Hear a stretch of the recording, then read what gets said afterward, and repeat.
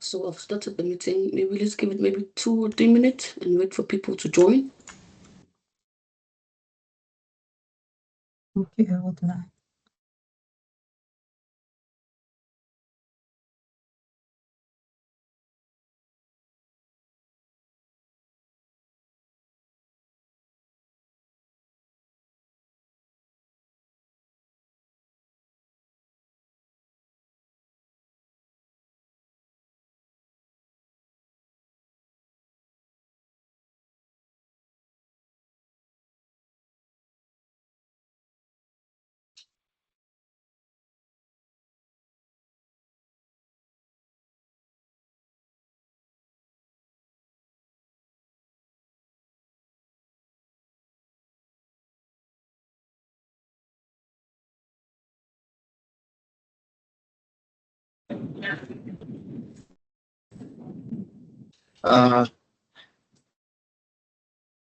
Good morning, colleagues. Good morning to everyone.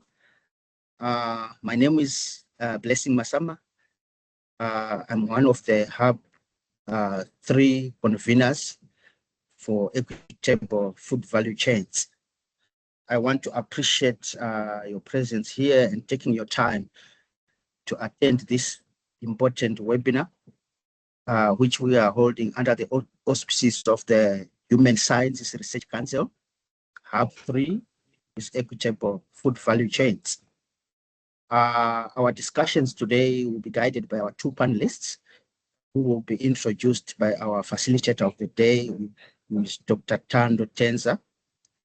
And I wouldn't want to waste much of your time, and I want to hand over everything to our facilitator of the day, Dr. Tando Tenza. Over to you, Dr. Tando. Thanks, Blessing. Greetings, everyone. My name is Tando Tenza. I'm from the HSRC and I'll be chairing today's webinar.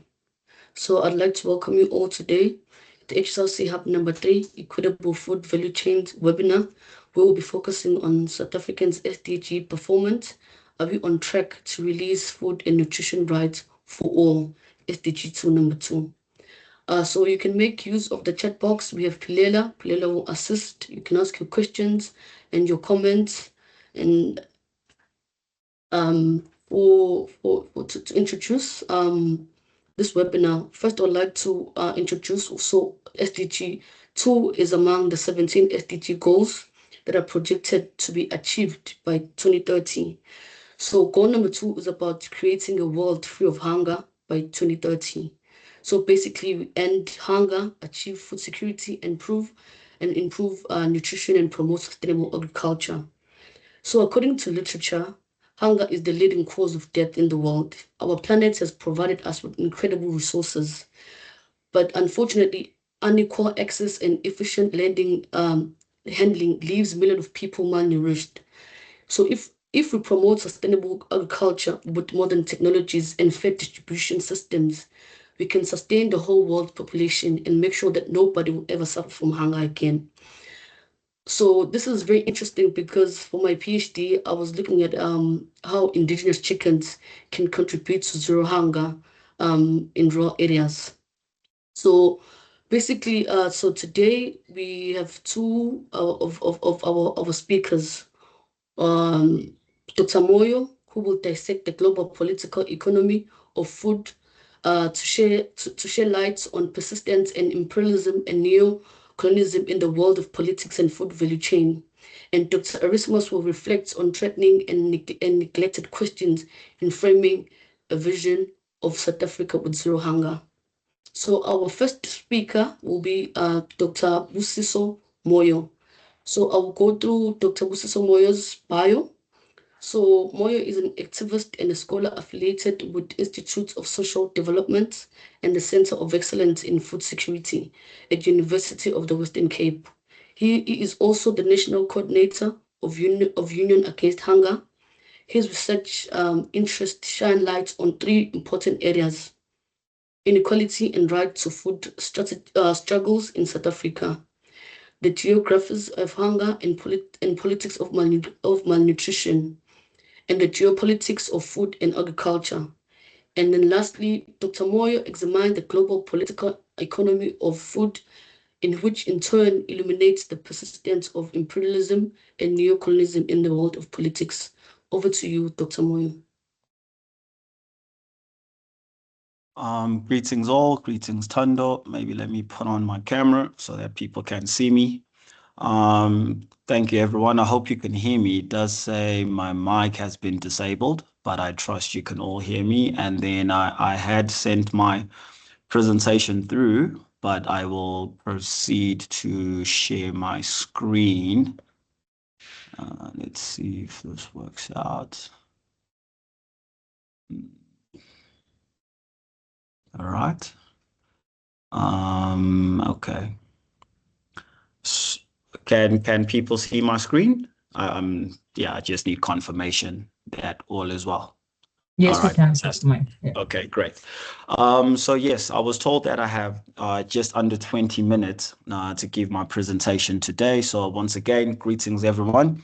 My name is Dr. Busiso Moyo, and I'm a postdoctoral researcher affiliated to the Center of Excellence in Food Security at the University of the Western Cape, as well as the Institute for Social Development that is attached to the School of Government at the same university. Today, in the interest of time, I will get straight into it. My topic for discussion today just speaks to this idea, right, that, what does it take? What is the political economy of the right to food, and where do we find ourselves as South Africa, and what are some of these considerations, right, that can propel us towards, this idea of food democracy in light of what it is that we're faced with as a country. So to get us going, good people, I think it is important for me to just give a snapshot of, my personal research background and how it is that I cement myself in the space, and how it is that I find myself addressing you this afternoon. My background is largely in civil society. I was largely groomed in that space, but also I have a master's in human rights. However, I am not a legal mind, hence why I placed the emphasis on masters, and then I've proceeded to have my doctorate being awarded by the School of Public Health at the University of the Western Cape. And in essence, ultimately it's about, the politics of malnutrition in particular, right? Speaking to this idea of sovereignty within the context of a global food value chain, and what sort of elbow room that South Africa has as a country in terms of the politics of place, and how it is that we can shape our own credible and food regime that then ushers us towards a nourishing food system for all. So what I want to start off here is that I want to challenge our thinking. I want to challenge our thinking insofar as what is our understanding and our embrace of this issue. So how have we come to understand the issue of food systems transformation in particular? Because what I want to point out is that there's a paradigm war here, right, in terms of how we perceive the problem and what we consider as possible solutions. So to provide some kind of distinction, we've got this concept of food justice in particular. And what we find here is that this has legal connotations in particular. This is where we find, the public interest litigation sort of effort insofar as the legal opportunity structure of the country located, right? So particularly for us in South Africa, when it comes to putting a claim on socioeconomic rights, we tend to engage that particular space, looking at it through the legal opportunity structure of the country. So that's where the right to food finds most resonance. And then we have this idea, once again, or rather this paradigm that speaks to food security. Now, this has become somewhat of a master frame, a technical concept that has largely been the dominant paradigm in terms of our understanding and what we perceive to be the potential solutions to the issue of food systems, or the right to food regression and violation. But however, the reason why I'm pointing this out is that something like food security, which is this technical concept, and which has become this broader master frame in terms of informing our understanding of this issue, is something conceptually, right, that has become of diminishing value, particularly to us activist scholars who is trying to bring about change, trying to move from rhetoric to action, and bring about some kind of concerted effort that is geared towards the fulfillment of the right to food. So with that said, because this idea of food security has become something of diminishing value, what we're now seeing is that there's a counter narrative, right, that is now located within the concept of food sovereignty. And what we're getting at here with food sovereignty, it's more about, as things stand, this concept is more about the militancy that is needed insofar as bringing about change, confronting power,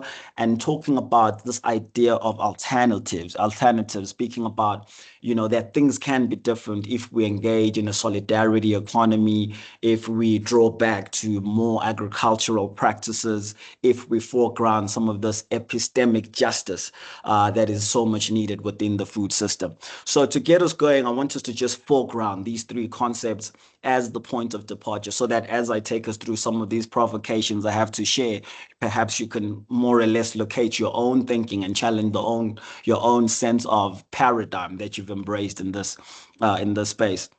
And of course, ours in South Africa is a very complicated landscape in that, we are grappling with an ecological crisis. Ours is the context of the highest inequality in the world. So there's also, and all of this is underpinned by widespread hunger, which I'll elaborate on in a short while, the multiple burden of malnutrition, which all reinforces, right, this need for justice within the food system. And particularly because, I take on a food justice, I lean on the food justice framing. I'm an advocate for the right to food.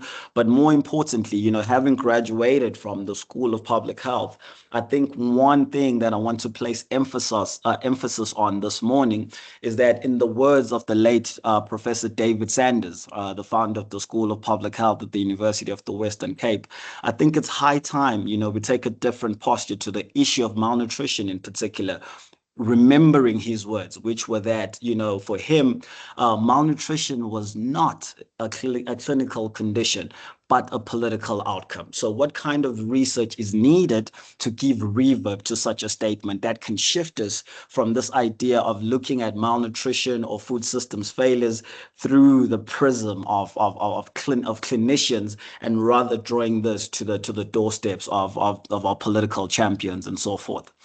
And so, with that said, and in the interest of time, I don't want to sound a bit too preachy, but I thought it would also be worthwhile if I start off with a set of provocations. And I think here what I'm getting at is that, good people, we need to understand that the food system in particular is not broken. Okay, the food system is not broken, but the food system functions as was intended, right? Because it is anchored on a history of landlessness, on a history of dispossession, which has then, played gateway to the food system that we are currently experiencing. So in light of all of this, where do we then locate, this conversation around food systems transformation, in light of the fact that I am saying the food system is functioning as, it was intended to function? But because we know that ultimately the biggest struggle that is confronting all of us within the food system is this idea of power, right? Power within the food system. We all know that power is a problem. However, nobody claims to have it. So once again, these are yeah, there's a little bit of a reverb. I don't know, but I hope folks can still hear me. But yes, so to cut a long story short, I think ultimately what I'm getting at is that ours. Sorry, stop. Okay, thank you. Sure, thanks. So yes, just to get back to where I was. So just to bring us back to the slide, ultimately ours as well is a context of the highest inequality in the world. And within this conversation, or with this bottleneck that presents, a whole range of challenges insofar as how we make sense of this issue, we need to then dwell on this idea of how then do we speak to some of these inequalities that are very intersectional within the South African food system, because we have inequity throughout the food value chain that expresses itself in the agrarian production structure, consumption patterns. We also know the context of the food security context and how grave that is.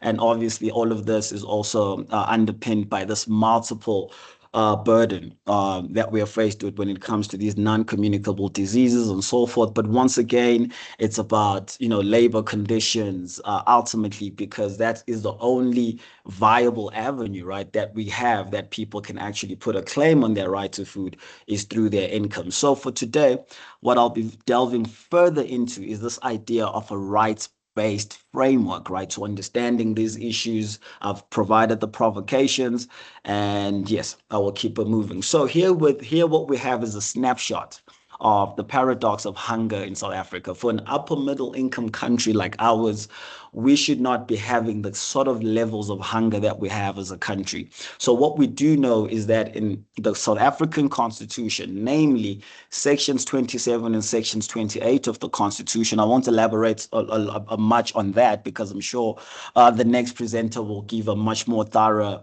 account of the legislative framework and the codification thereof. But we know that we have this right to food that is given expression in the Constitution, namely in sections 27 and sections 28. Sections 27 obviously speaking to the right to food as it refers to the broader populace, but then we have sections 28 where we zone in on the best interest of the child. Now, with that codification, I think that gives testament to the fact that, the highest expression of political will on this issue was already codified and cemented with that transition to democracy in South Africa. And when we look at the South African food security status for the country at a national aggregate level, what we see is that we have national availability of food that actually exceeds our food needs as a country. However, 2 in 3 children, once again, we know that are able to benefit from the social safety nets that are available. And we also have a very, very vibrant national school nutrition program that has gone a long way in terms of, carrying this burden of food insecurity and hunger in South Africa. However, what we are seeing is that 1 in 4 children remain stunted. And I want to point out that the fourth sort of graphic box that I have there is actually outdated because it speaks to some kind of mean aggregate. But however, the situation is actually regressing. Latest data is talking to the fact that, the situation is worse off than when we started off in 1994. So now we are regressing. So something that then speaks to this idea of a paradox, right? So we have this food secure country, but when we look at our social safety net regime, it would appear that we have these pockets of hunger. So what does all of this mean for our, claim on the right to food and where it is that we find ourselves today? So ultimately, this is about getting rid of assumptions. All right. So when in light of the context that we find ourselves in South Africa, what becomes important is that how then do we get rid of assumptions to ensure that all of us sing from the same hymn book? Once again, drawing back to those paradigm tensions that I started off with to say, what is the broader overarching umbrella or point of convergence that we can all rally around? And for me, it is the right to food, right? Distinct of whether one embraces a food justice lens to this issue, a food security lens, or a food sovereignty lens, because what we have, our point of departure is the Constitution, and that is the paramount law in the country. So as a result, I'm always one who wants to foreground, this idea of the right to food as an overarching master frame to all these contestations that we have around our thinking, around what's possible, because this is about constitutional fidelity. But I'll delve into that a little bit more in a little while. So ultimately, what we are getting at is that, when we are speaking about this idea of a human rights-based framework to unpacking food systems, to fulfilling the right to food. Ultimately, it is anchored, in the traditional tripartite typology that we have when it comes to breaking down socioeconomic rights, which is that the state must respect, socioeconomic rights, human rights, must protect and fulfill these. But also, more importantly, right, there's this idea that we now reference around the Ruggie principles principles, which also then speaks to the role of corporate actors insofar as carrying, this burden or this or fulfilling their duty to, or insofar as the right to food and nutrition is concerned. So that's in essence a snapshot of what one is getting at when we're speaking of a rights-based framework. But once again, I'm sure Yvonne will provide much needed clarity on these conceptual frameworks and understandings that I've presented. But more importantly, I wanted to also point out that there's also an opportunity here, but which is a little bit of a gray area, in that most rights-based frameworks or collective action efforts geared towards the country's legal opportunity structure, or geared towards the safeguarding of socioeconomic rights.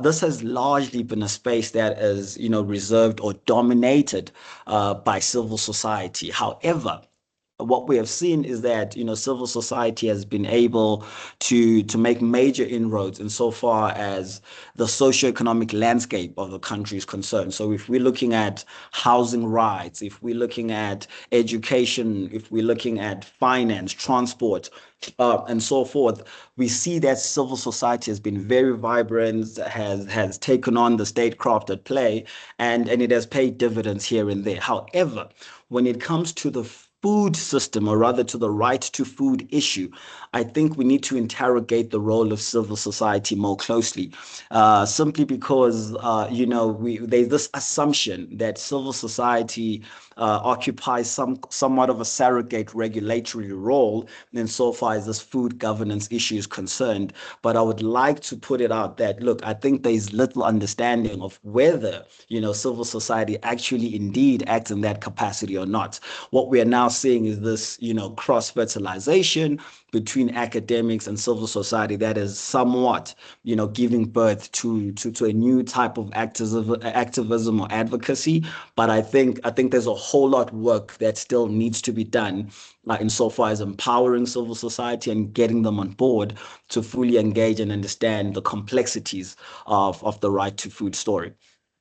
So lastly, perhaps to show you, tangibly where this idea of a rights-based framework then holds water. It's like it comes back again to this idea of saying, look, when we are talking food systems transformations, when we are talking the fulfillment of the right to food and nutrition in the context of the SDGs, bearing in mind that we are 5 odd years away from the 2030 milestone.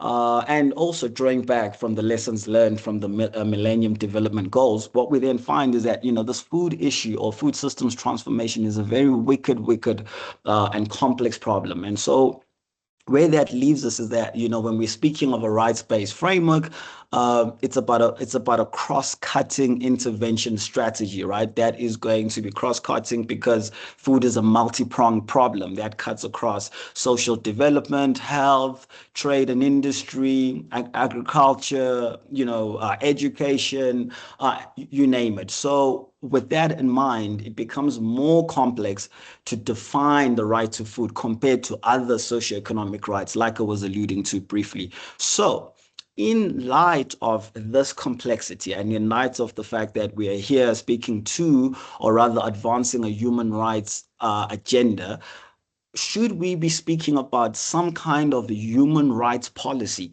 that seeks to debunk or seeks to make easier the complexity that comes with food systems? And for me, as a public health scholar in particular, I want to challenge you to say, perhaps if we are talking about well-being, if we are talking about a public health lens to this issue, should we perhaps be talking about a standalone right to nutrition that perhaps can allow us to shift away from the complexities and the wickedness that we find in the food system? But similarly, there's the letter of the law, right? Because ultimately, what we're up against here is something that is firmly in the private sphere but has its impact on the public good. So that's the challenge, right, of the right to food, or the challenge of food systems transformation, is that how do we intervene in a system with no clear lines of leadership, right? So this issue is firmly in the private sphere, but has its impact on the public good. And ultimately, fundamentally, the state or government does not necessarily produce food. So in light of that, what sort of interventions could then give some kind of weight and meaning to this idea of a human rights policy, to this idea of embracing a rights-based framework? So with that being said, I want to point out that there's also the role of a legislative framework, right? And what we are seeing here is that the state has somewhat abdicated its role as a leader in the space. So what we see in South Africa is that we have legislative frameworks that seek to buffer, the haves versus the have-nots in our society in light of our inequality context. So if you look at other socioeconomic rights, even as far as the financial sector, there is legislative framework that the government has introduced to buffer those at the bottom of the pyramid from some of the super predatory capitalism that we see. So when we're seeing all of that and we're seeing how contested our socioeconomic landscape is in South Africa, what we then realize is that when it comes to the food system, it would appear that the food system has been left to super predatory capitalism, because once again, we do not see government leadership in the space. We do not see legislative framework that seems to, that looks to govern the food value chain in essence. So with that being said, I want to remind us today that as far back as 2001, there was a food security bill that was tabled in the South African Parliament, right? As far back as 2001. Today, we are in 2025. The national policy is currently under review. And ultimately, what I'm getting at is who determines value? Who determines value within South Africa's food value chain? Whose value are we talking about when we're talking about this idea of value? And when we are talking about, this idea of a legislative framework, it has paid dividends in countries like India, where a lot of this jurisprudence, we learn from their experience. I want to also point out that in countries like Zambia, as far back as 1966, they've had a National Food Commission. So these are things that we are asking government to somewhat embrace in terms of trying to give some kind of tangible fulfillment to the right to food. But then, of course, the question then also becomes, what is the role of meaningful employment in a context like ours, where people are unemployed and we have high rates of joblessness? What does this then mean insofar as, the statecraft that is needed to ensure that people can still then have some kind of claim on the right to food? But then also, what is the role of the law in addressing neoliberalism in particular, which expresses itself as commercialization in today's food system? So what is the efficacy of all of this talk, all of this rhetoric, insofar as what is the promise of the letter of the law in addressing, commercialization? Can the Constitution save us? Can human rights save us? Can the court save us in this regard? I don't know. These are questions that I'm also grappling with. And perhaps, is this then why we should then, perhaps lend an ear to the militancy and to the calls for food sovereignty as a new fledgling counter narrative that seeks to provide, real-time solutions to some of these frustrations? And ultimately, another thing that I'd like to point out is that, from a force field analysis, what we also need to remember is that when we delve into the political economy of this issue, the state is unlikely to act on this issue without pressure from the masses, right? From constituencies, without people demanding that the state acts to safeguard their right to food and nutrition. But then how do we go about mobilizing and sensitizing people to be in tune with the fact that they have a right to food and that they need to put a claim on it? So part of this is the challenge that also comes with this space, is because this idea of food insecurity, this idea of, the multiple burden, of malnutrition is that it speaks to this idea of slow violence. So we need to be very sensitive, and we need to enter the space with humility, for the simple fact that I, for one, could be hungry right now and you wouldn't know. All right. So how do we then, draw out, that kind of emotion from people to then speak out to the fact that, one, they're hungry, but two, that they're very much in tune with the fact that there is there is a regression or a violation of their constitutionally codified right to food and nutrition. So part of this is about saying, how do we make all of this elitist rhetoric palatable to the people in ways that they can also speak to their own, food environments, that they can also speak to the city design. Does the city design support sustainable agricultural practices? What is the role of media as well in all of this? And once again, leaning on that human rights-based framework, we can then take on, this burden of trying to then draw closer to those who are who are experiencing hunger and are suffering from a whole range of issues that have to do with our food system. So this idea of slow violence, I want us to also foreground it, because really it is a big challenge, because people believe that they are unemployed, people believe that, they're landless, and as a result of that, oftentimes people think it's their fault. Not understanding and realizing that some of these are systemic issues that need, consented policy drive and leadership from the state in particular, but also drawing in corporate actors into the space. Right. So with all of this being said, I think conceptually, this is what perhaps I would like to leave us with, insofar as, are we on track in South Africa, insofar as the attainment of SDG 2, insofar as this journey that we're on towards zero hunger.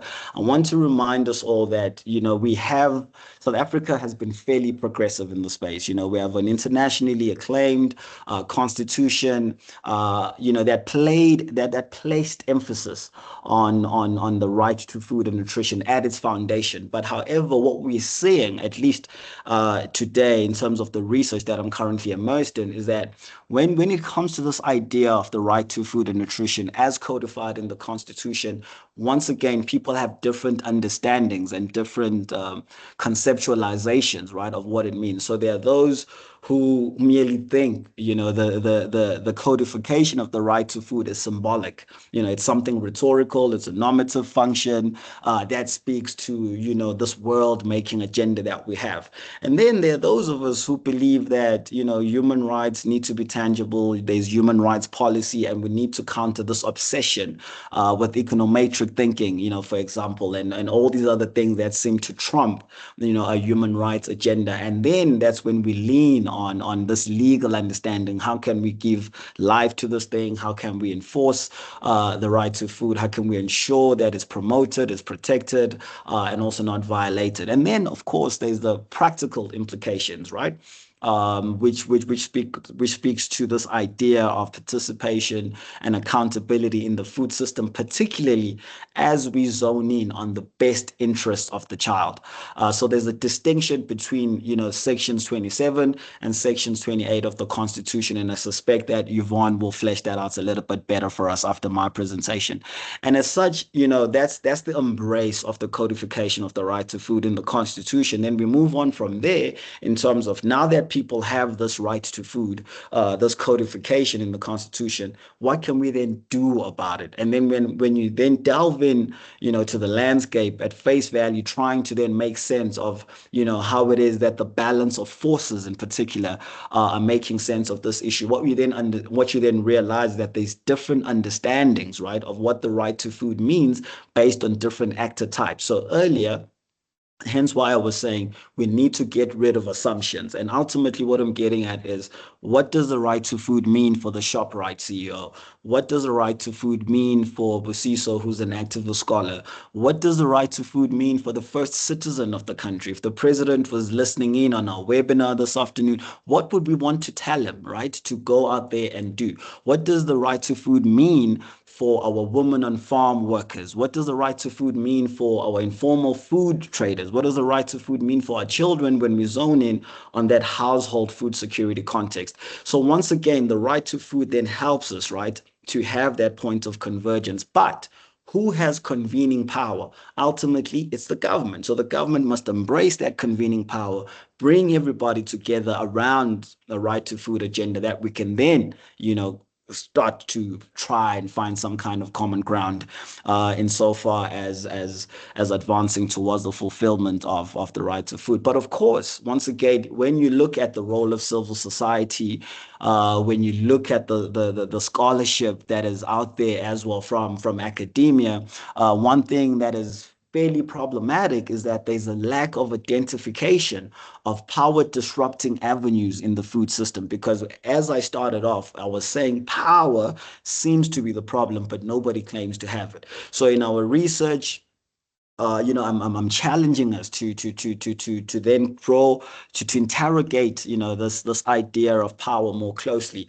and to see how we can then come about with effective strategies for collective action that can then bring about some kind of real change in the space. But of course, this is a very wicked problem, very complex, very, very multi-pronged, cross-cutting, involving a whole range of spheres from the local, the provincial, the national, regional, and of course, the global geopolitical food value chain and so forth.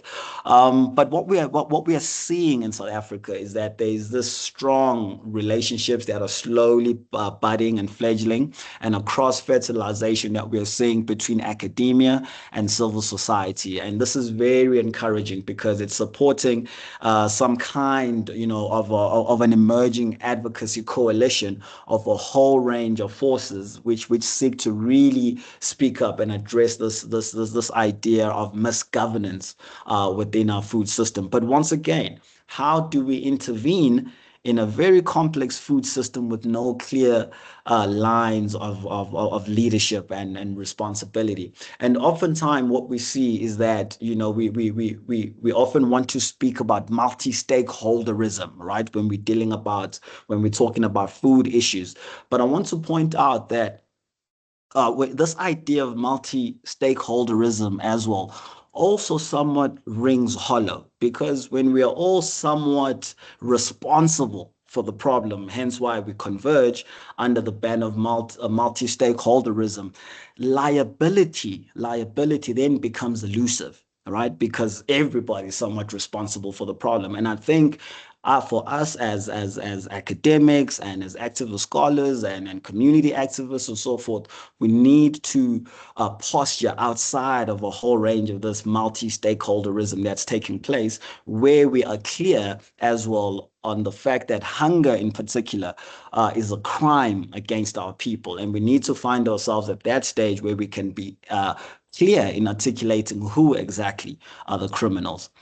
So yes, I'm rambling on a little bit, but I'm going to just give you a snapshot of this slide here.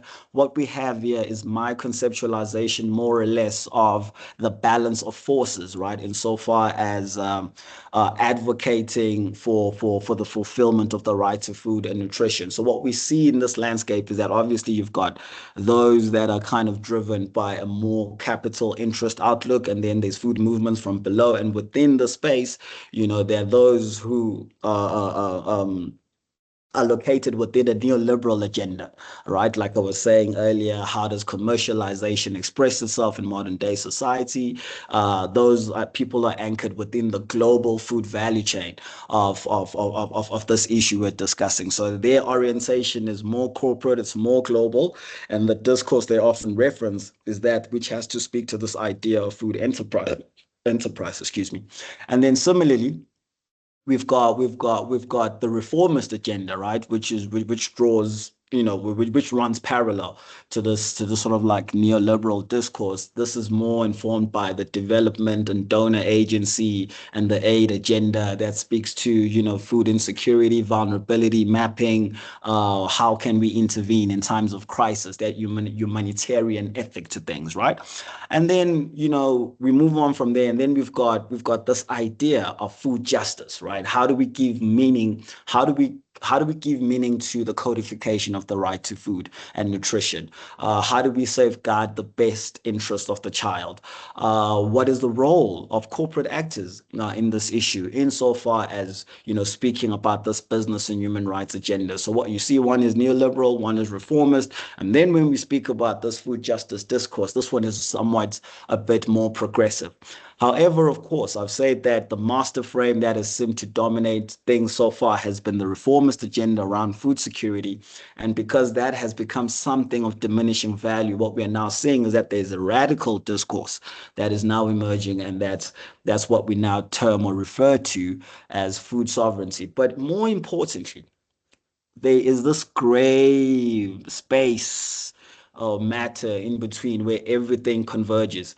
What we are trying to see here is that that's the space we should occupy, insofar as saying, trying to influence the statecraft. So what kind of movement or agency do we need to embrace where we can locate ourselves in that middle and have relevance, right, for all of these discourses? Because in as much as we can frown on corporate actors and so forth, all of these people will be part of the solution. I am rambling on a little bit. There are implications for justice and equity because of our inequality context. I know I'm running out of time, but I think what is important for me is, particularly because we are all non-state actors at the end of the day, the question simply is this: is the food system government-led or public-led? And if it's public-led, what is our role, and what does a public food system look like? And does that answer then lead us to food democracy? Here's a snapshot of what can be done insofar as the drive towards zero hunger. This year, South Africa has a G20 presidency. Part of that has been, a commitment, or a focus rather, to advancing, a global South agenda that is concerned with food security. Similarly, running in tandem to that is this new global mechanism that has been created that we received from the Brazilians, who were the previous presidency to the G20, where they speak about this global alliance against hunger and poverty. It's unfortunate that, our presidency of South Africa has played lip service to this, but once again, this is a low-hanging fruit that we should try and galvanize insofar as this sort of short period that we have to the 2030 milestone.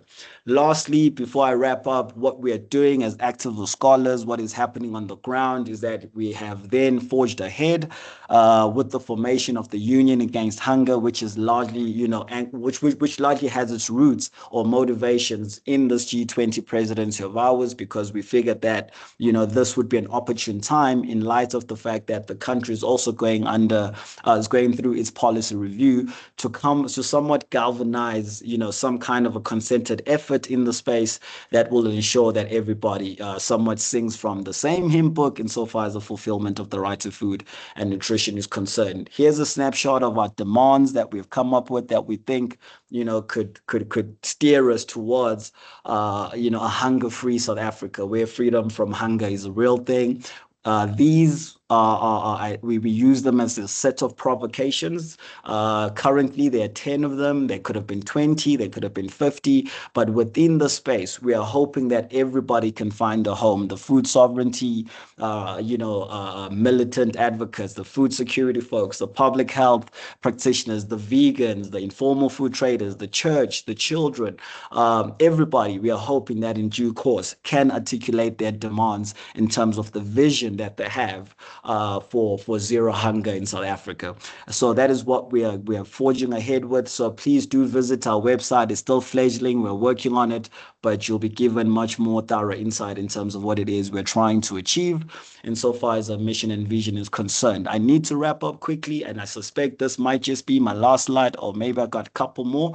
But once again, the biggest elephant in the room: business and human rights, right? Corporates, where do they fall in insofar as this conversation goes? Please engage with the mission and vision of the UAH. We are also taking this contest straight to the corporate actors, and we want them to take charge insofar as telling us what a business and human rights agenda that is focused on the right to food entails and looks like in South Africa. And of course, just to wrap it up in terms of the academic vigor and rigor, that is needed, in the space. Part of this is not just activism work where we just, play lip service to these issues. This is also, grounded in activist scholarship that is credible and has academic vigor and rigor. And in due course, we will be producing research that speaks to all of the stuff that I've been talking about, but also zoning in on the formation of this union against hunger and someone trying to give a real-time, M&E account of its evolution, its struggles, and how it seeks about to bring about change in this space. And I think important to note here is the distinction, right, between activism and advocacy. But I think I'm rambling on too much, and that's a conversation for another day. But within the space, that's what we're now seeing, that, there's a slight distinction between those that have this reformist agenda and the radical movements, as I earlier alluded to. So this concept of activism versus advocacy also holds water here. So lastly, implications for institutional arrangements, because things need to change. Institutions will have to be on board.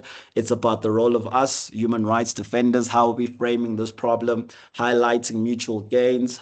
Do we know the importance of leadership? Are we aware who are our champions, who are political champions? This is a cross-cutting issue that needs, technical kind of experience as well. So does the state even have that strategic capacity to grapple with this complexity? Does it have good managers at all levels to really make sense of this issue? And also, once again, are we getting evidence to the right people, right? So are those people who have been tasked with this issue, are they drawing closer to the scholarship and to the work that we are doing in our different fields and spaces? But yes, once again, this is about world making. So we need to be open to the idea of experimentation and adaptation, because it's about what can be possible.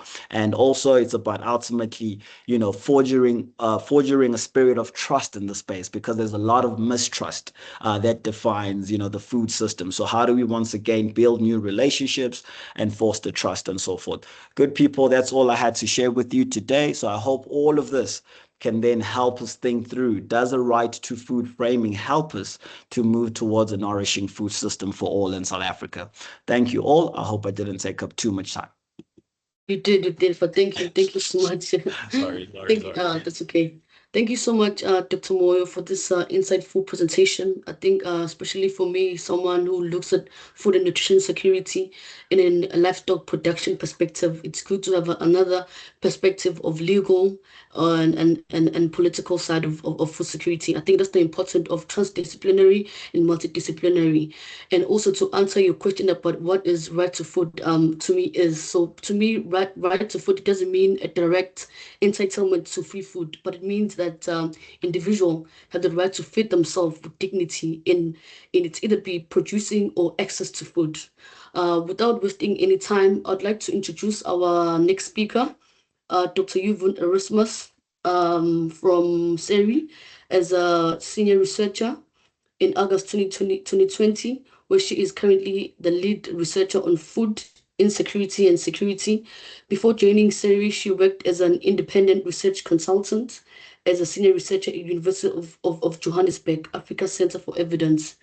She holds an interdisciplinary social science PhD from St. George University of London and an MA in development studies from University of Wits, and a BA honors in development studies and a BA in political science from both University of Johannesburg. Over to you, Dr. Erasmus. Thank you. Good afternoon, Program Director and guests. Thank you for having me. I will dive straight into it and share my slides.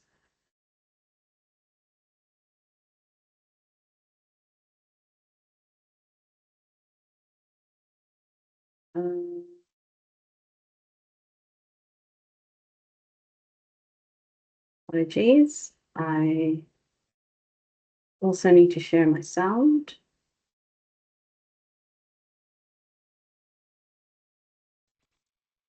Great. I think I can get going now. So I'd like to start my presentation by explaining SERI's work and our approach to food insecurity. So SERI is a public interest law. No, that's fine. I was going to ask for presentation mode. Sorry, please go ahead. Sure, thank you. So SERI is a public interest law clinic based in Johannesburg that uses litigation research and advocacy to challenge inequality.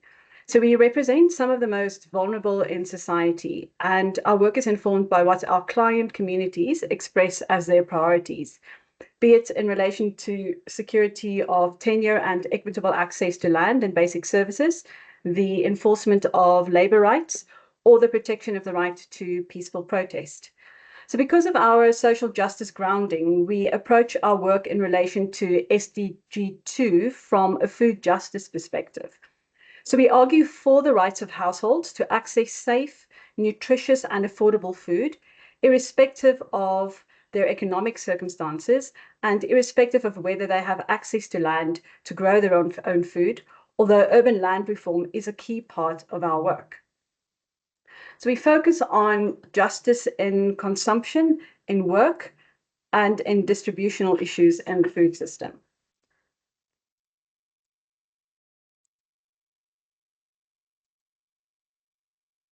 I don't seem to be able to move my slides. Yeah, let me just go on. Hello. Hello, Moses. Can you assist? Moses, are you able to move my slides for me, please? Perhaps stop and restart sharing again, Dr. Rasmus, and we'll see if that'll work. Okay.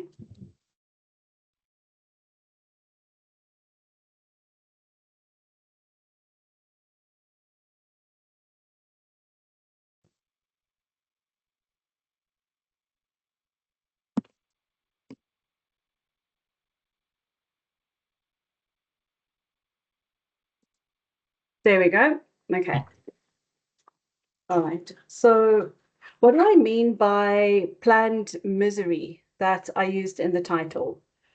So I referred to the recent report on corporate power and human rights in food systems by the UN Special Rapporteur on the Right of Food, where he references Amartya Sen, Susan Marks, and Anna Chadwick, and explains the idea of planned misery as follows.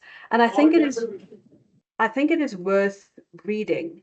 It says that hunger, malnutrition, and famine are caused by political failure, not by an objective lack of supply or a natural disaster.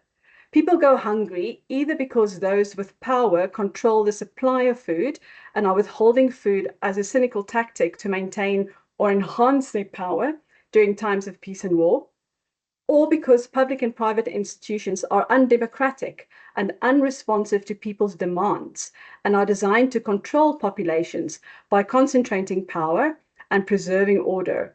Usually, it is a combination of both scenarios. In effect, hunger has been the result of planned misery.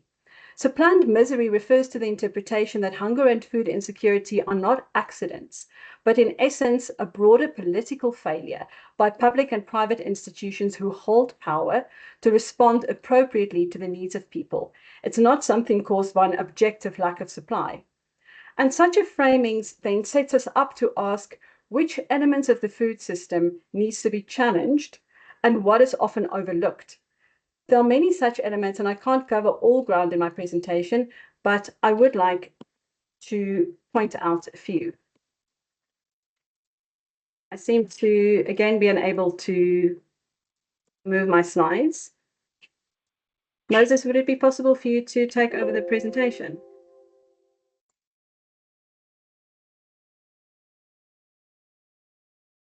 Hello, Moses. Are you online?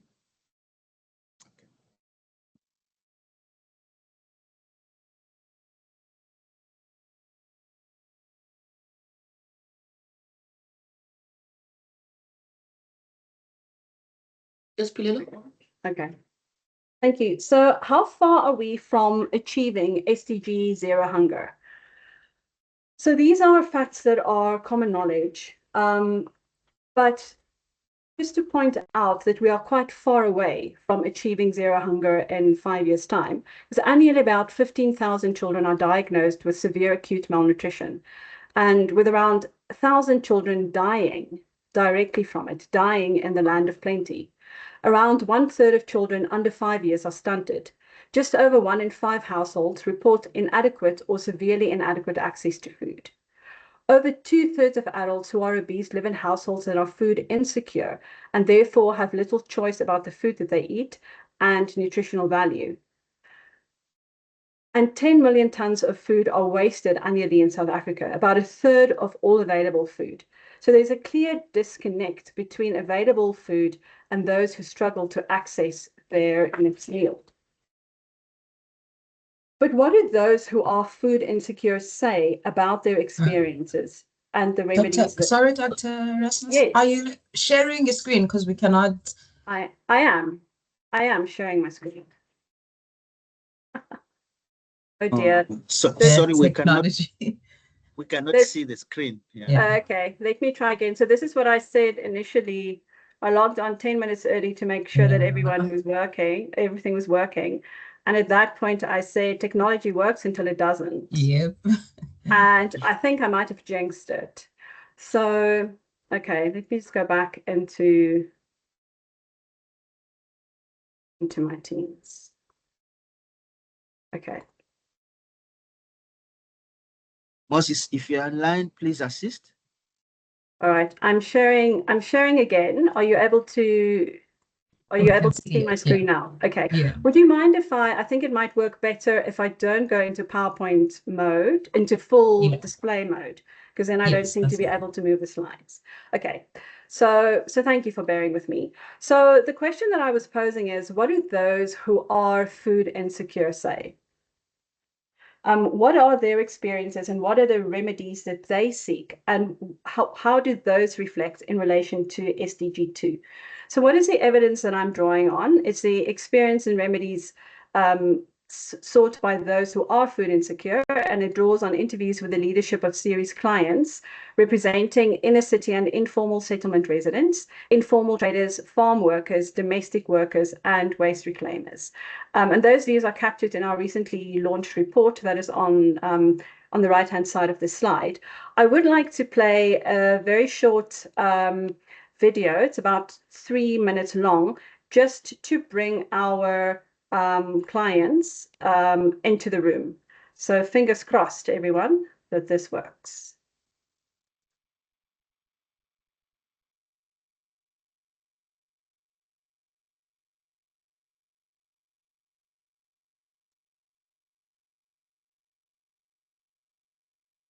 Okay, I think food is a part of life.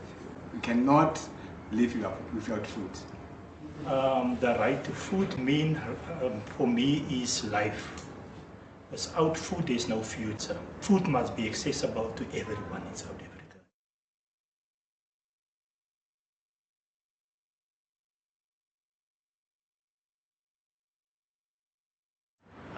To us, food insecurity, it means that people, they can't access food, even though it's their constitutional right, but in reality, we know that they can't access food. We are hungry, we can't access food because of the prices in stores. The ones that they can afford, it doesn't have much vitamins and nutrition. Ukudla kubalekile kithi singabantu sonke, angeke ukwazi ukuthi uyolala ungadlanga. So okunye ekubalelekileyo ukuthi sikwazi ukuzenzela ngezandla zethu, silime, sifuye, sikwazi ukuthi sibe nento esidlayo, singadephendi emalini uze singadephendi ekuthengeni uze sidle, fanele sizilimele. Sometimes you can go to work without eating. Then you say, I'll eat at work. Then you end up eating the food that is expired because we don't have money to buy our own food every day. And when we get home, we get sick about that. And we can't say about it because we are scared to get fired. We look after your children, we make sure the house is clean, but you give us expired food. That is not good at all, and we get sick. When you get sick, you get fired because you don't go to work. Workers who are already earning minimum wage or less are then reliant on very meager handouts, often from employers, or sometimes food that's already rotten and old that's given to workers as what should be, quote unquote, their daily bread.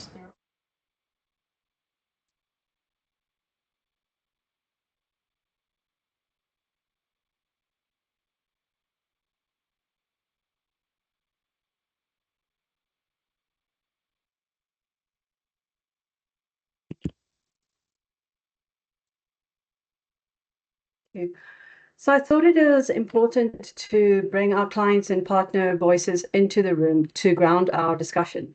So if we consider what we've just heard, and we look at SDG 2, I think we can see some limitations of the SDG 2 framing.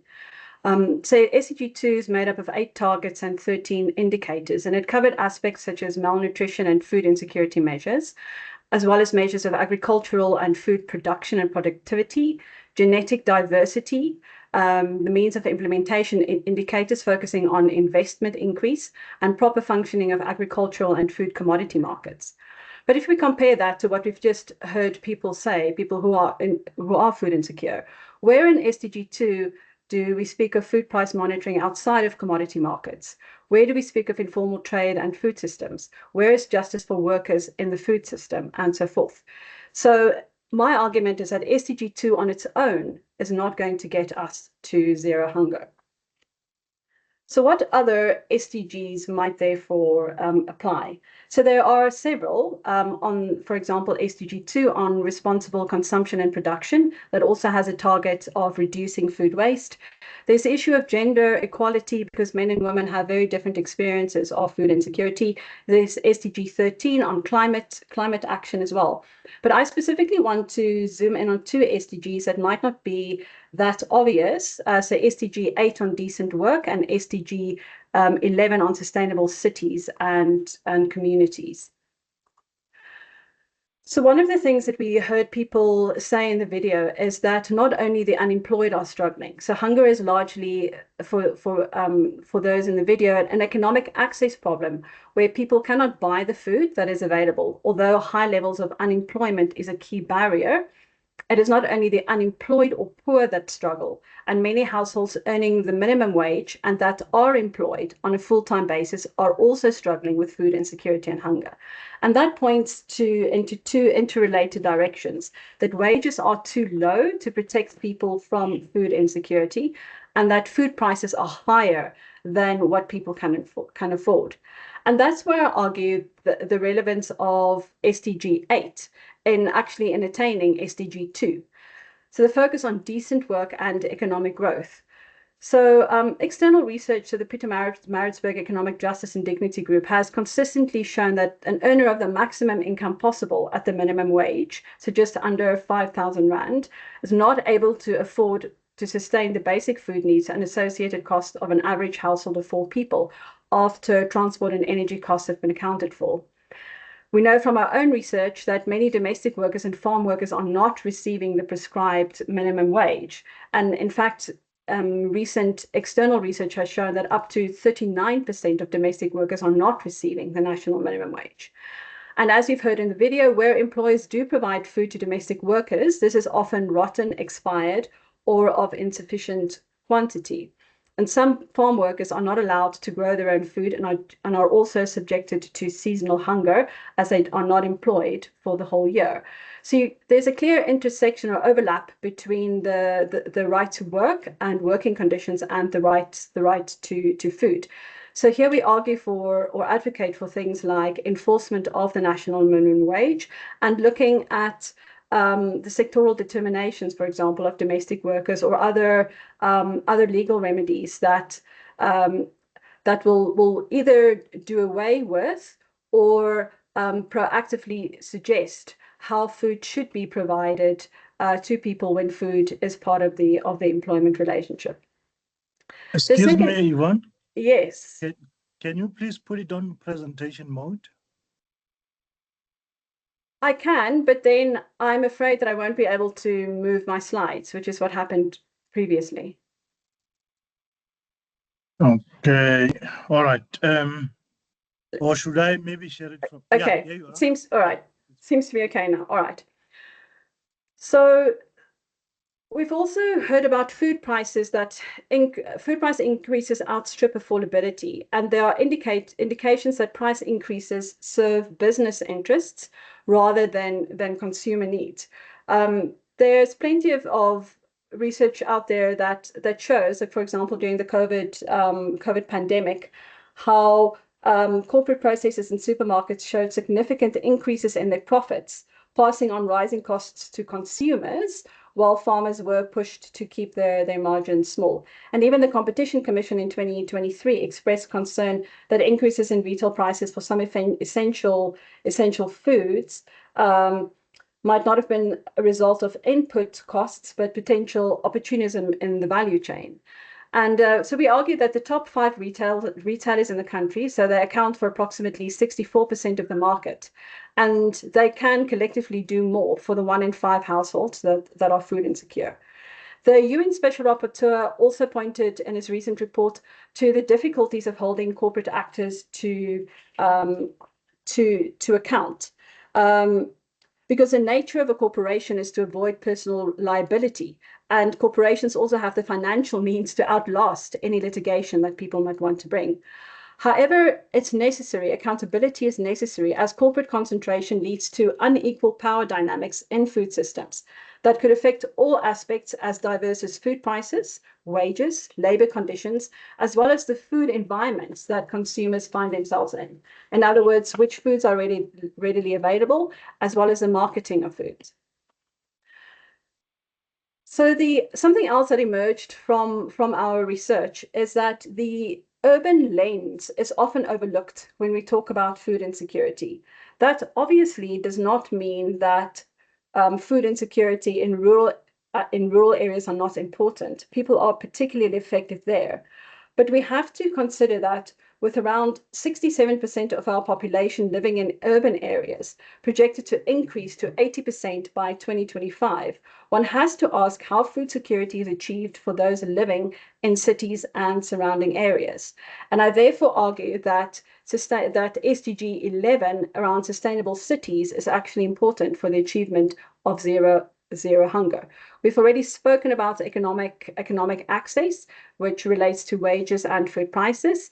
Urban agriculture is important, and that speaks to how cities are designed, how food can be grown in informal settlements, as in the picture on your screen, when that is possible and desirable for people.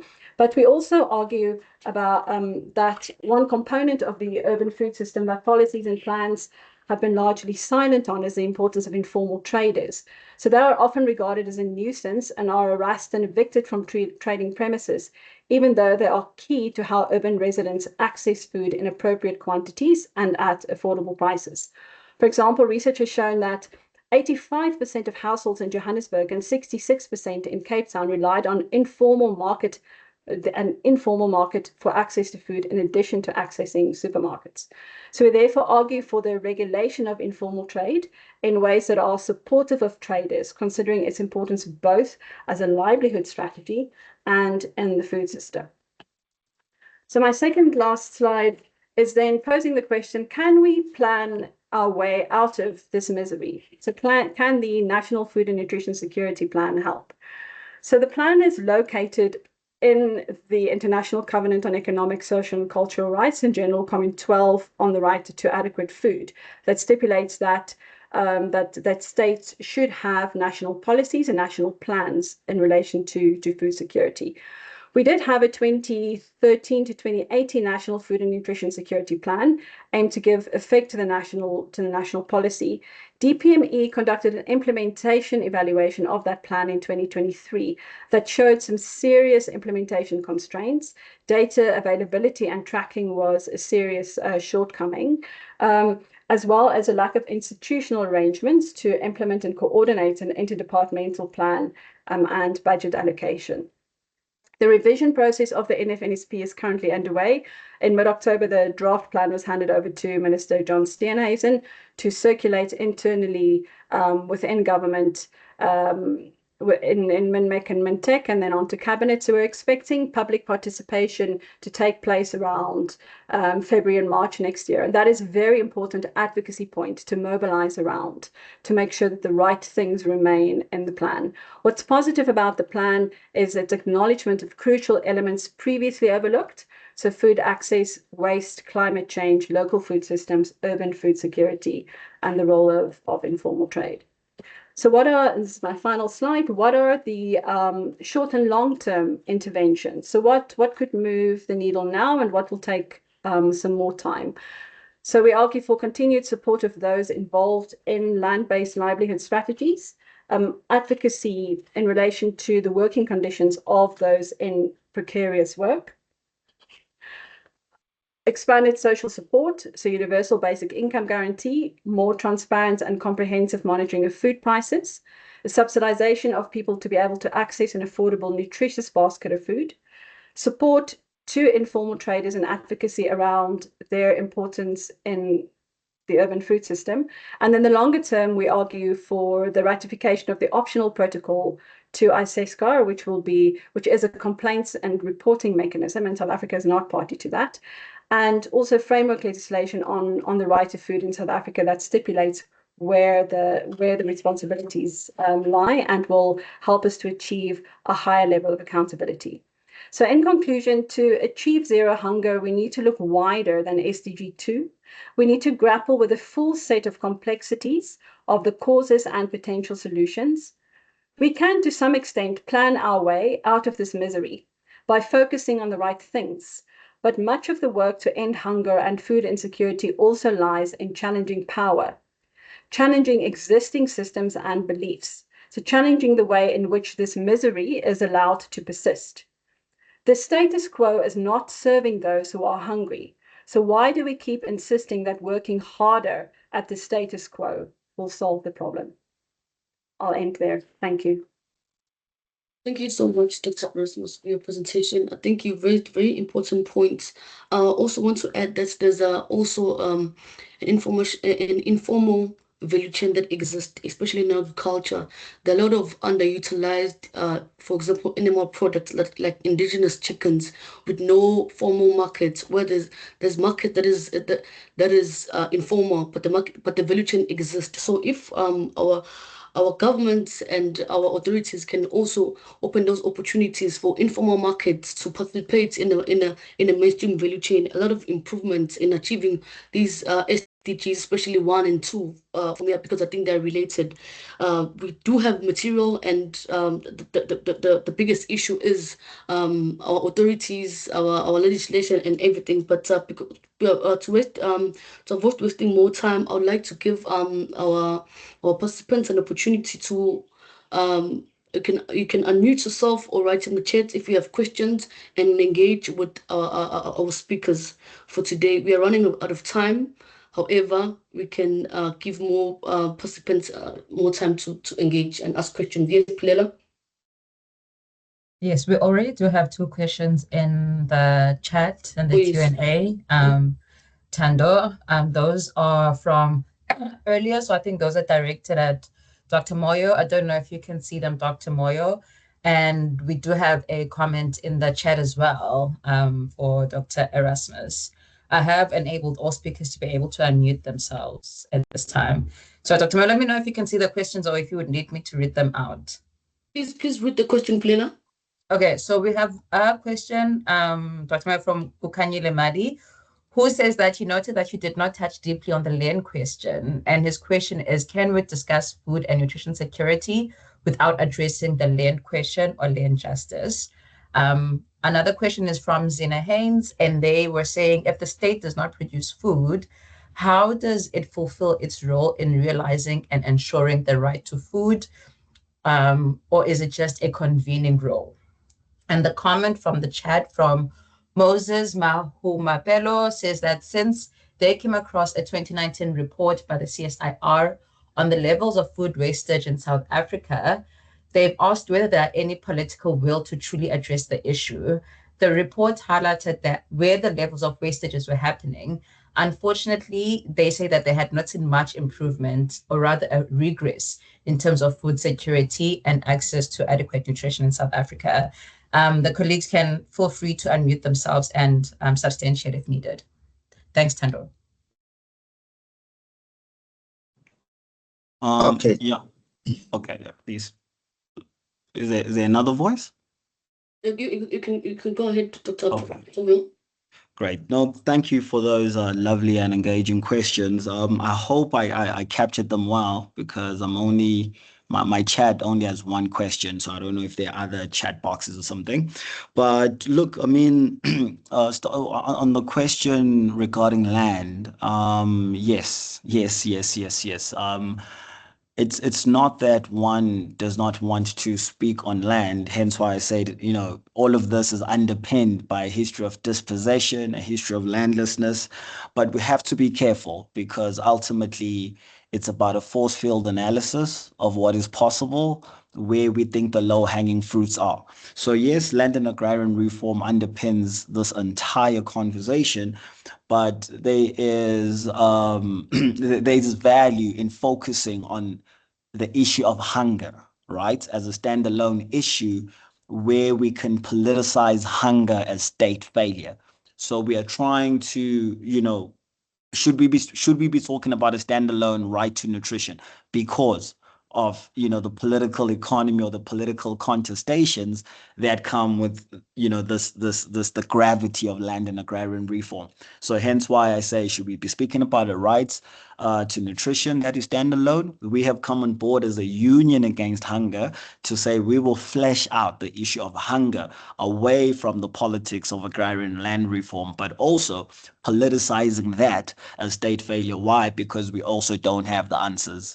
In the same way, we've been grappling with some of these issues for a mighty long time. So food is a very complicated issue, and we try to, maneuver in the best way we can in light of the vocabulary, the connotation. So there's a lot of sensitivities in the space, and we need to come in with a sense of humility. And then on the role of the state, yes, the point of departure is the state. Why? Because the state is the principal duty bearer.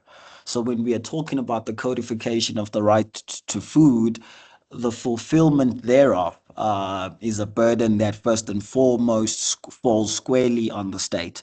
So when in light of that, and then we want to speak about the idea of food waste, for us as the Union Against Hunger in particular, our point of departure has been to advance a legislative court case against the state, which will address and zone in particularly on this issue of food waste. It's very alarming what is happening in South Africa. Annually, reports speak to estimates of at least 10 million tons of food going to waste in this country. Yet at the same time, reports also speak to 10,000 children dying of malnutrition annually in this country. So it's these oxymorons, so to speak, that just don't make sense about the South African experience. And we are trying to do our level best insofar as intervening and ushering people towards some kind of concerted effort for the fulfillment of the right to food. All right, I hope I've answered all the questions. Yeah, those are the ones I picked up. You can go ahead, Piwe Gogo. Sorry, Program Director, I would also like to have a go at answering, but shall we take one more question and then I'll respond to all of the questions as well? Sure.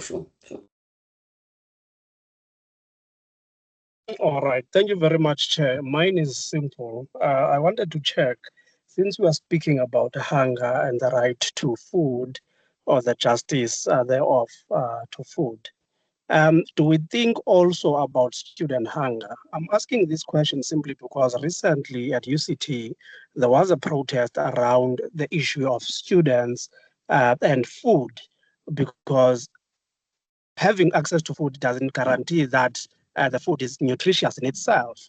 So perhaps also looking at the nuances within, the conversation about hunger, student hunger, incorporating it into the SDGs, and actually ensuring that students are not left behind, because a lot of students are at university, but being, having access doesn't guarantee success precisely because of the issue of student hunger, that students don't have access to the value or nutritious food for them to function effectively. Thanks.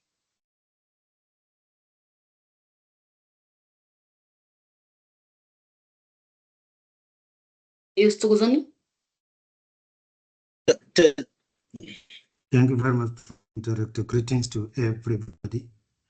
As it has been indicated, my name is Thokozani Semelane. I'm not an expert to put a disclaimer on food, nutrition, and security, but I do have some interest on systems science and systems dynamics approach in interpreting a problem at hand. In my listening, I frequently had, on several occasions, reference to systems transformation. With that interest on our interpretations of systems transformation, it was my expectation, of course, to clarify whether South Africa has one system or has 9 systems of food production.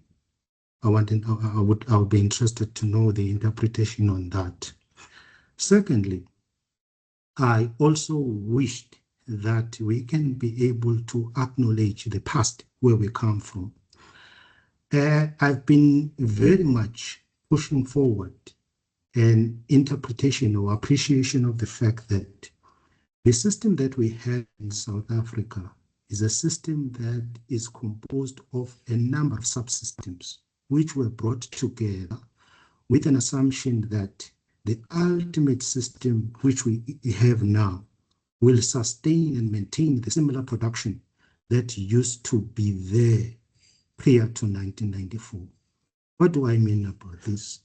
For us who grew up in self-governing states, and some of them were also in homelands, we can say with confidence that the systems that were sustained or maintained there were productive because there was no evidence, though the evidence of hunger was not as big as it is now, meaning that those systems were productive and were able to sustain household food. Then the question is, what happened? Where did it go wrong in such a way that with the amalgamation of the Ciskei system, Transkei system, KwaZulu system, and so on and so forth, we are experiencing such high levels of hunger in such a way that people are looking around and blaming other people for food, whereas in actual fact, the basic tenet of the right to food is people being able to produce their own food. Because if you have a family, if you have a household, what do you do when you wake up in the morning to ensure that your household has food? Don't look at somebody else. So having said that, access to land is a primary consideration for food security. So when I say this, the question will be, what is the level of access to land? And that land, what kind of capabilities does it have in terms of ensuring that people are able to produce their own food, in terms of infrastructure, water availability, everything that is required to produce sufficient food for the household? There is a gap in that, and also in interpreting that. So without us being able to zoom into those primary requirements, I think we may end up shooting from the hip, blaming that the policies of the government are not efficient enough to help South Africa to produce its own sufficient food, which may not be fair. I just wanted to make that comment. Thank you. Thank you so much, Thokozani. You can go ahead, Dr. Erasmus. Thank you. Let me start with the last speaker. So Thokozani, I recognize your voice, and if you are the Thokozani Semelane that I know, then I think you are underplaying yourself by introducing yourself as not an expert, because you authored, was the principal investigator on such a substantial piece piece of work on food insecurity that we are all drawing from. So I acknowledge your presence in the room. I completely agree with. So I agree with your comment and with a previous question that asks why are we not talking about land? You know, and I completely agree. We can't really have a discussion about food insecurity without focusing on the land question. Because the land-based livelihood strategies, you know, such as small-scale farming and urban food gardens is a complex area, but it cannot be separated from our history of land injustice and the need for rural and urban land reform. And in those instances, our country has also, or the government has also fallen quite behind on what it was supposed to achieve. So I agree with you on that. The reason that I also unpacked other components of the right to food is that my assessment, and I unpacked that in our research report as well, is that it's quite right and appropriate and necessary to focus on the land question and urban land reform and rural land reform and the link to the right to food. But we shouldn't forget that there are other elements of the right to food, and that some people find themselves not in the context of being able to grow their own food. I'm currently addressing you from the inner city of Johannesburg. Apart from a few rooftop gardens, people are not able to grow their own food or to grow enough to sustain themselves or even to supplement their diets. And therefore, I pose the question of what food justice looks like for an urban environment. So I completely agree with you on the land question. I am just explaining why I diverged slightly. On the question of if the state does not produce food, what role does the state play? So as Bosiso explained, the state is the primary duty bearer according to the Constitution and is responsible for the fulfillment of the realization of the right to food. Part of the challenge, though, is because food security is so complex and the Department of Agriculture holds the national plan, there are many other government departments that are responsible for the realization of the right to food. So Department of Health, social development, etc. And the fact that it's such an interdepartmental plan therefore muddies the water quite a lot in terms of who is really responsible for doing what, which is where the national plan comes in, and we're also advocating for framework legislation to codify that. The state does not produce food, but what is really striking is that the state is the single biggest purchaser, buyer of food in the country, because it runs the national school nutrition program. And so the state actually has quite a lot of purchasing power to transform the food system, to empower and support local food systems that are closer to schools, to support small-scale farmers, and the food that goes into the school nutrition program. So that is an important point to remember. And in terms of food waste, there was a few years ago, probably about 2 years ago, the Department of, I think, Forestry and Fisheries did put out a draft food and waste. I think it was a policy or a white paper, I can't quite remember now, for public comment. I'm not sure whether that has moved, but that would be an important thing to follow up on, and if there is further time for public input to push that forward. Thank you. Those are my responses.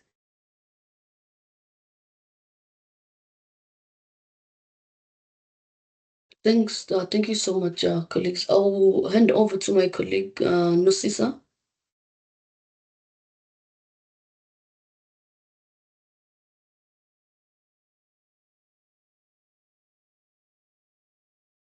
Greetings, everyone, and thank you, Thando. So my task, I'm Nosisa, as I guys already introduced. with the Women Sciences Research Councils and part of the Hub 3, which is the equitable food value chains. And my task for today is to mention the key takeaways from the discussions that we just had from the two presentations from our esteemed guest, Dr. Moyo, as well as Dr. Erasmus. So I will touch more on the rights-based framework, where Dr. Moyo indicated that there is still a lot of work that still needs to be done to bring everyone to understand the framework. And that is indeed true, since most of those within the food security field will know that recently, or there were two other pillars that were added, which is sustainability and agency. And then the agency pillar touches more on the ability of the communities or the people to exercise their voices and participate in the local food systems. So their participation in this framework, it can be improved through equitable access to resources and institutional framework, such as the one that was mentioned by Dr. Moyo, which is the rights-based framework. Then we also touched on the challenges such as there's no much of the research which is focusing on the power disrupting avenues in the food systems. So we need to challenge the existing systems or the existing powers. As he mentioned, that there's no one who's claiming that they do have the power. And with the absence of that means we won't be able to achieve the zero hunger, which is what we are looking at today. Then Dr. Erasmus also touched on the issue of not looking at zero hunger or SDG 2 in a silo, but also need to focus on the other pillars or the SDGs, such as the ones that was mentioned, emphasized, was the decent work and economic growth, which is SDG 8, as well as the SDG 11, which focuses on the sustainable cities and communities. So where we ask, are our food systems resilient and sustainable? She mentioned on the issue of COVID-19, we also that our food systems, both in the rural, peri-urban and urban areas, they are not sustainable. And also during the floods that have been frequenting the KZN province, we also noticed that our food systems are not sustainable. For example, if the roads are washed away, are we able to continue moving our foods? We saw that the number of people who were going to bed without food increased drastically, meaning that there's still more to be done, which also emphasizes on her point that we cannot look on zero hunger per se. We know that we only left with 4 years to reach 2030 to achieve these sustainable goals. So if we are only focusing on one, that becomes a challenge. Also, she mentioned that the hunger, malnutrition, as well as famine are caused by the political failures, as well as the power control related decisions, which I also agree on that, since corruption, for example, is listed as one of the major contributions to food and nutrition security, not only in South Africa, but worldwide. So these are the issues that we also need to look into. And in the point of the sustainability, which refers to the resilience of food systems that maintain the natural, social, as well as economic systems to fulfill the food needs of current food generations. We also need to focus on that. Sorry, pardon. May you please all ensure that our mics are muted so that we do not disturb. Thank you so much. So we also need to look beyond SDG 2, as she mentioned. So the other thing that I wanted to emphasize, that zero hunger, it's not only a South African problem, the challenge of achieving it, it's nationwide. For example, with South Africa, about 10 million people, they still go to bed without having any food or beyond a day, which is severe food insecurity, which is not, it's also a continental issue, as about 300 million people in Africa experience the severe food insecurity, as well as globally, about 800 million people experience severe food insecurity, which means that as much as our focus point today was South Africa, we need to take home that this is a global issue that needs all the stakeholders to come together to ensure that it is tackled and addressed. So those were my key points that I took from both presentations.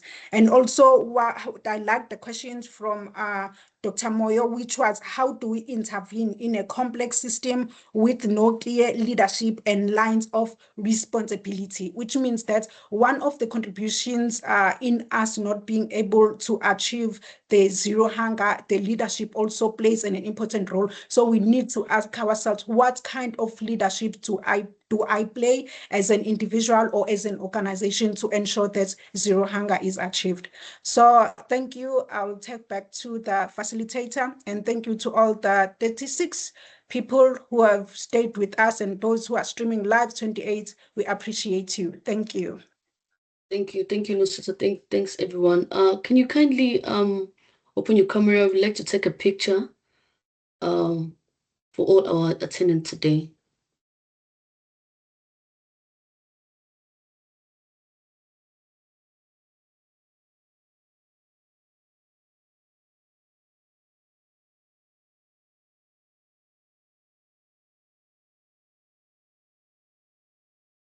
Please open your cameras just for 2 seconds. Are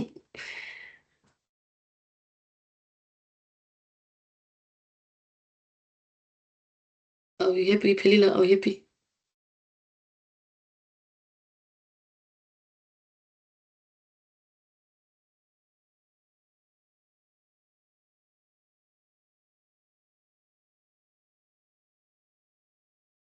Thank you, everyone. Have a good day. Bye-bye. Thanks, everyone. Take care. Bye-bye. Thank you. Thank you, everyone. Bye-bye. Bye.